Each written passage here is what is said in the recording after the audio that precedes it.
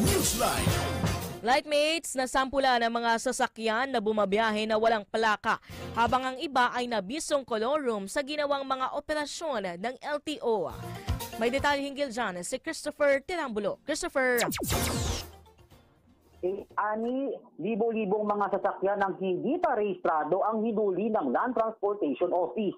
Sa inilabas sa pahayag ng LTO, sumampa na sa 10,461 ang hindi pa rehistradong sasakyan ang kanilang hinuli itong nakaraang buwan. Habang 9,212 na motorista ang sinilbihan ng traffic violation ticket at 1,601 ang na-impound. Pinakamarami ang mga motorsiklo na nahuli na pumalo sa 6,824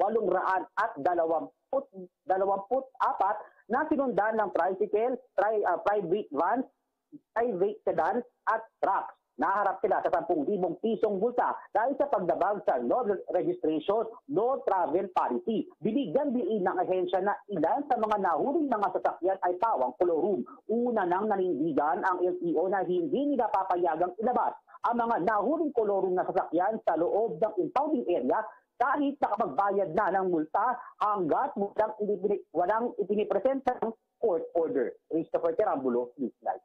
Salamat sa detalye ng ulat, Christopher. Live TV Radio. Live TV Radio. Live TV Radio.